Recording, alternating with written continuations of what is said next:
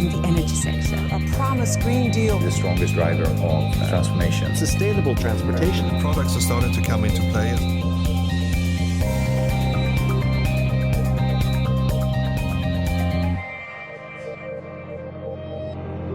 So I sometimes get the question, what is the main difference between electrification of cars and heavy commercial vehicles like trucks and buses? And the main difference is actually the customers. Our customers at Scania running these trucks and buses, I mean, they are buying this equipment to make money. They're buying production equipment. They happen to have wheels as well, but that's their business. And based on that, they're running often 24/7, which is of course a big difference compared to a passenger car, which is used maybe just a few hours per day.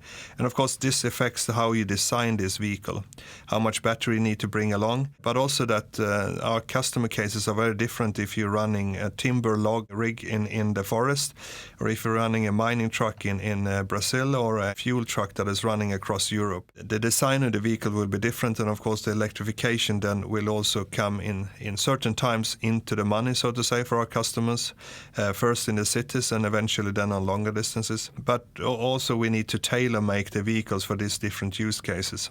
And that's where it's important then also to tailor make everything actually all the way back to the battery pack and to the modules and to the battery cell. If that can be tailor-made for these different use cases, we will have a better business case for our customers. And we truly believe at Scania that it's worth spending a little bit more and tailor-make these applications, and that way get a better business case out for our customers, and they will be willing to pay for that.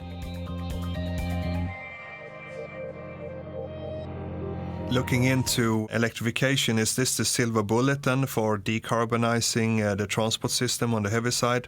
Yeah, I would say here and now, what we have been worked on at Scania is to drive the shift towards a more sustainable transport system. And the best way to do that here and now in 2020 is to work with renewable, sustainable biofuels, bioethanol, biogas, biodiesel, HVO, and actually put that into our combustion engines, and that way reduce CO2 with up to 90-95%. And you can run that on a new vehicle, but you can also run it on the rolling fleet of older vehicles.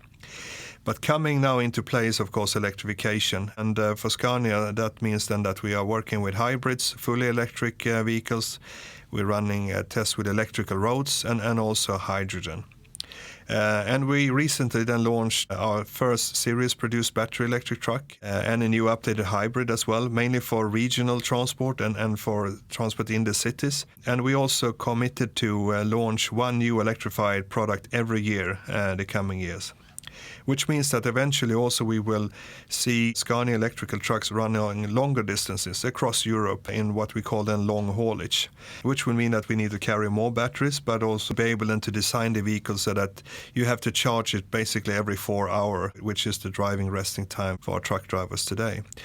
And to be able to do this, of course, we need to work in close cooperation with our customers, like, for example, Axfood in Sweden, ASKO in Norway, all across the world, but also with our partners. And, of course, here firmly and firstly then Northvolt, where we learn a lot from each other and where our close cooperation will give us these tailor-made products for different use cases.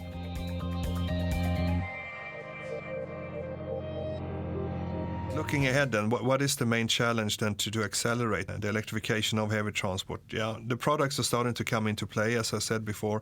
So now the main challenge is actually the charging. And it's not the charging pole and building out the network of charging poles. It's actually the basic grid that is needed to make sure that we have electricity, and not only that, but also power and the effect at the right place, where our customers have their depots, where they have their warehouses, and along the big highway system in Europe and other parts of the world.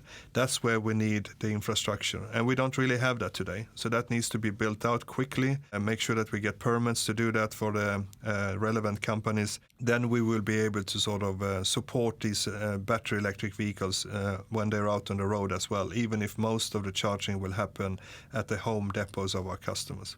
And then finally, we need sustainably produced batteries, because this is something that's going to be asked by our customers, that not only they run on renewable energy and fossil free, but also that the vehicle is as sustainably produced as possible. And that's where the beauty comes in with our partnership with Northvolt, with a vision of producing the world's greenest battery, which goes hand in hand with our vision as well. And that's why I think our two companies together will create a change not only of our own companies, but the whole industry.